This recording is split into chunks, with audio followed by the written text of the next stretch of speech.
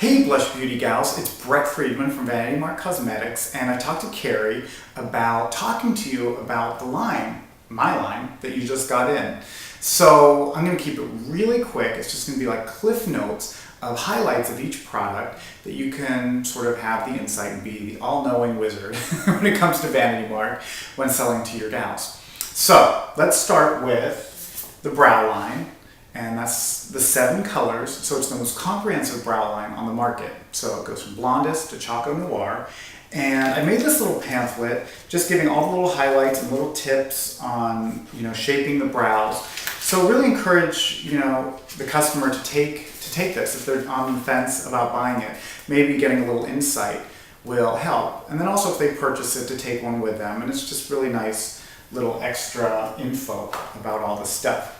So let's talk about the brow pencil that I made, the Ultra Brow Pencil, and it's a pencil to powder finish. So I made all of the Vanity Mark pencils in mechanical, so you wouldn't have to sharpen them. They retract, you can push up or down. A lot of them don't go back down, so you can kind of play with the tip, and depending on how they want to use it, they can get it very sharp if they just use the one side. Or use a little bit on all sides.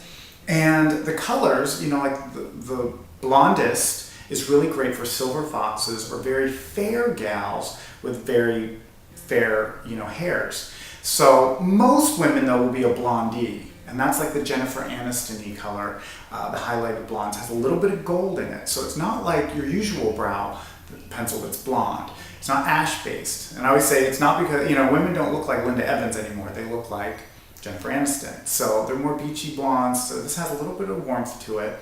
Then we move into the Gingerella, which I formulated. I do Reba. So she has more of a ginger red, so I could never find a brow pencil to work on her coloring. I would have to use like eyeshadows or lip pencils.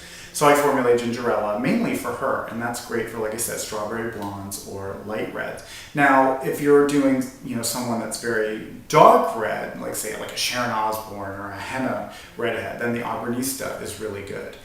And, going into the Milk Choco, my whole thing with filling in brows, I always like to use a shade lighter than the hairs. So, for example, I do Catherine Zeta-Jones. She has very dark espresso hair, but I actually use Milk Choco on her, so you can see each hair and you get just a shadow of definition, not a waxy fill in. I hate when you fill in and you can't actually see the hairs and it just looks like a big stenciled, which is great for retro looks if you're, Katy Perry or, doing something sort of Vargas-y.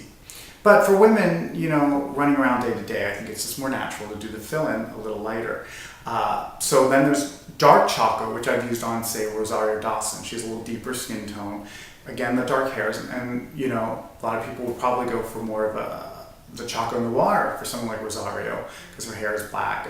But like I said, I wanted it to be very, so look at that when you're looking at magazines, you'll see that generally you want, like I said, that shadow of definition that's really diffused, really undetectable, and then the brows brushed up into it.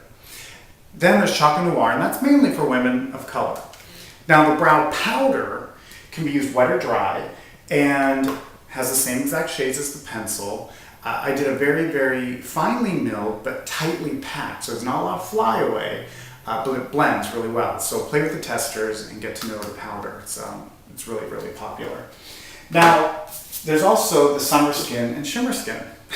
And that's the body makeups. Now this is where you guys are really important, because you're going to have to sort of teach women how to use these, because it's not something like a lip gloss or an eyeliner that they have or have big access to. The body makeups are a very makeup artisty thing, and they're tricky, but once women master them, they love them. So again, I have the pamphlet, and the pamphlet has sort of, the product highlights and then the steps on how to apply.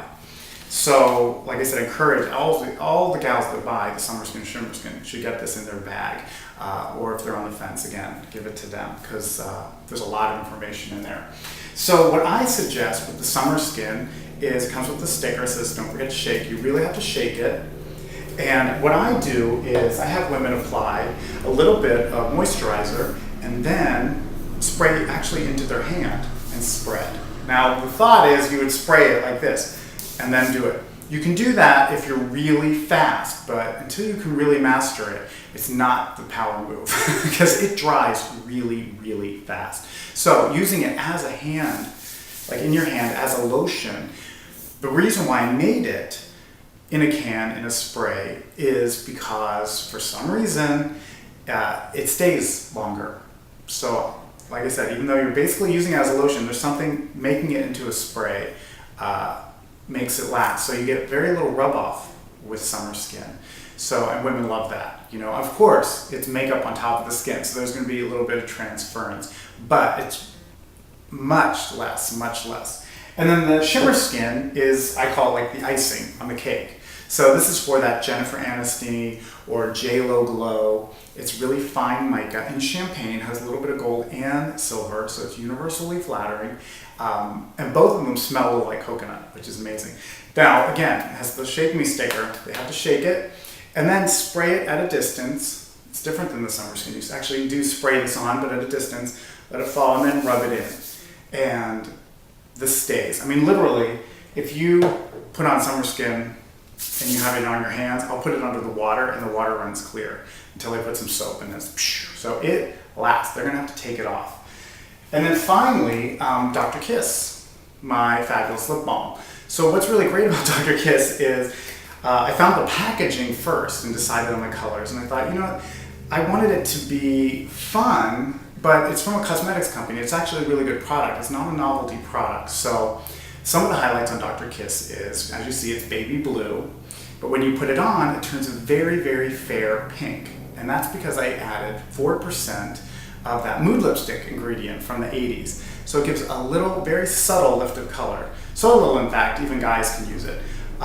It's a satin finish gloss, so it's not greasy, you know, like something like a Kiehl's, but it's not waxy like a chapstick. It's right in between, so you can actually use lip liner or gloss over top, and it's not sliding. And it has a little more staying power than something like that might be greasy that's in a pot.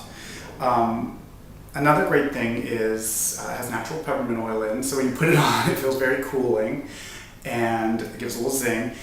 And I had a little bit of vanilla flavoring, so it's sweet, so you can actually taste it. I always thought, why don't lip balms taste? So that's some of the fun highlights with Dr. Kiss, the Summer Skin Shimmer Skin, and the brow stuff. So thank you guys for taking on the line. It's a small line, it's a little boutique-y line, but it's doing really well, and it's because, you know, people like you are interested in it and are spreading the word. So any questions, Carrie can get you in touch with me. We can email or chat. And thanks so much for bringing Vanity Mark to the world. Enjoy pretty.